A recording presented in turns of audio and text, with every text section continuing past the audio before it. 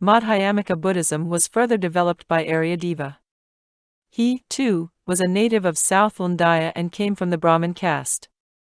Generally speaking, Nagarjuna used dialectic to attack Yirmayana Buddhism. Aryadeva believed that Nagarjuna's dialectic could also be used to refute all other philosophies, and he used it to criticize Brahmanism. He debated publicly with the Brahmanists and converted them. He also proselytized a hostile South Indian king. Aryadeva's main teachings are found in Prasataka, his most important work. Although the Sanskrit original has been lost, the text is preserved in its entirety in Tibetan. There are also 3 different Chinese versions, Satisastra, Satisastra Vipulya, and a commentary by Dharmapala on the Satisastra Vipulya. The Prasataka, falsely attributed to Nagarjuna in the Tibetan source, is probably the work of Aryadeva. Its Sanskrit original is also lost, but it is preserved in the Chinese. In addition, Aryadeva composed 4 other works. After the 5th century, Indian Madhyamika Buddhism was divided into 2 schools, the Prasarigika and the Svatantrika. The founder of the Prasahgika School was Buddhapalita, and its most eminent philosopher was Candrakirti. According to this school, the real and only method of Nagarjuna and Aryadeva was prasanga, wherein the true Madhyamika does not and should not take any position of his own. His chief and sole task is to reduce to contradiction or inconsistency the systems and arguments of opponents proceeding from principles accepted by them. For the Prasati.gika, all mental activity produces illusion, and what we call existence is simply a fabrication of images and does not have reality. The real and true language of Buddhist emptiness is silence. Candrakirti wrote several important and authoritative commentaries on Nagarjuna and Aryadeva's works. Of these, the Prasannapada is the most valuable. It is a commentary on the ülamadhyamakakarika and provides the chief Sanskrit source for the study of Nagarjuna's philosophy among contemporary scholars. Madhyamika was the founder of the Svatantrika school. He held that the Buddhist doctrine of emptiness does not assert the non-existence of things, but only denies the erroneous assertion of existence. For this school, empirical things are not real from the standpoint of ultima truth, but have empirical reality. Svatantrika Madhyamikas criticized Prasahgika Madhyamikas for engaging in mere negation and refutation without offering a positive viewpoint. They even seem to hold that it is not necessary to realize sunyata in order to enter into nirvana. In expounding their teachings, the Svatantrikas had made certain compromises with earlier Indian Sautrantika and Yogacara philosophical thought, and subsequently divided into the Sautrantika Svatantrika and the Yogacara Svatantrika. The first school was introduced to China in the 7th century, and the second school to Tibet in the 8th century. Yogacara Svatantrika Madhyamika has continued to be the major philosophy in Tibet and Mongolia to this day. Nagarjuna's Middle Treatise and 12-Gate Treatise and Aryadeva's 100 Treatise have been emphasized by Chinese Madhyamika Buddhists, devoted to the doctrine of emptiness. So Madhyamika Buddhism is called the Sanluan Sung in China.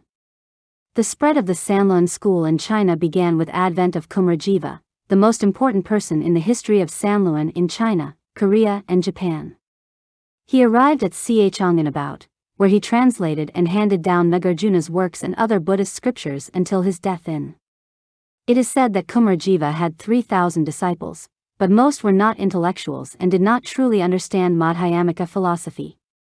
Even Kumarjiva complained about the poor quality of his disciples. If I applied my writing brush and wrote a Mahayana Abhidharma, I would surpass Katyayaniputra. But now in the land of Chin the profoundly intelligent are rare. My wings are broken here, and what would I discourse about?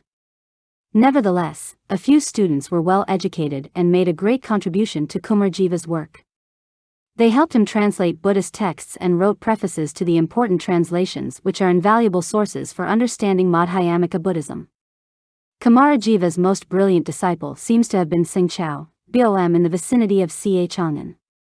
Seng Chao grew up in a poor family, but determined to pursue his studies under adversity and received a good education. He wrote several essays and treatises to propagate Buddhism. They show that he had mastered the Madhyamika theory of knowledge, ontology, and philosophy of language. Kumarjiva read the writings and wrote, "My understanding does not differ from yours, and in phrasing we might borrow from each other. With Zheng Chao, Buddhism entered upon a new stage in China. For the first time there was a systematic Buddhist philosophy presented by a Chinese. His philosophical essays helped to root the Mahayana philosophy from Undaya in Chinese soil. Next to Kumarajeva, Cheng was the most important Hsueh-li master in establishing the Sanluan Madhyamika School and expounding Sanluan doctrine. A native of Nanking, he heard about Buddhist teachings while attending lectures by Paramartha and joined the Buddhist order at the age of 7. He received special training for 25 years and eventually became an outstanding Chinese commentator as well as one of the great systematizers of Chinese Buddhist philosophy. He worked in the Qiaxiang monastery and was known as the Great Master Qiaxiang. Throughout his career he was highly esteemed and honored by both Sui and Tang emperors. Cheng wrote commentaries on the Middle Treatise, the 12-Gate Treatise, the 100 Treatise, other works by Nagarjuna and other Buddhist texts. Perhaps his most important book is the profound meaning of 3 treatises, in which he expounded the doctrine of emptiness as the teaching of Poc Shincheng. The so-called Poc Shincheng means that the refutation of erroneous views is the illumination of right views. For Cheng, to see that all things are empty is to understand that all views are erroneous and ought to be rejected. And to refute erroneous views neither implies nor entails that one has to establish or take any view. It simply means the absence of views. The Buddhist teaching of emptiness does not aim to present any view, but to be empty of conceptual speculations. Another important work, the meaning of the twofold truth. Cheng examined the nature and function of truth, and pointed out that Nagarjuna's idea of the Buddhist twofold truth does not stand for 2 fixed sets of truth nor refer to 2 realities. It is merely a tactical device used to show that no truth is absolutely true, and thereby to help rid people of dogmatic views. Cheng presented several reasons for asserting that the Middle Treatise, the 12-Gate Treatise and the 100 Treatise should be grouped together for study, and due to him the Chinese Sanluan school was firmly established. The Sanluan philosophy he presented was authentic Undayan Madhyamika thought. However, the philosophy became too abstract for the Chinese, and consequently the school declined after Cheng died. Although the Sanluan school has not been a sectarian school in China since the 8th century, it has been required as an academic discipline and its teachings have been accepted by many Buddhists throughout East Asia. Nagarjuna's philosophy has inspired Buddhists to create various philosophical and religious movements. Different Buddhist schools selected certain aspects of Madhyamika teachings and regarded them as essential, the original teachings of the Buddha, and therefrom developed their own doctrines and religious practices.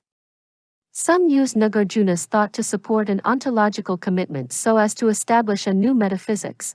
This is well illustrated in the formation and development of Treatise and Wherein Buddhism. Other Buddhists employed Nagarjuna's teaching to support the view that one has to discard not only intellect but also the entire human effort to obtain salvation. This can be seen in Pure Land Buddhism. Madhyamika thought has led some Buddhists to embrace nihilism and turned others to mysticism. Wherein, the founder of Treatise Buddhism, attribute his understanding of Buddhism to Nagarjuna. He is said to have been awakened to the truth by Nagarjuna's statement, emptiness is called the middle way. For it is a provisionary name for the fact that all things are causally dependent upon each other. The verse seems to assert that dependent co-arising is synonymous with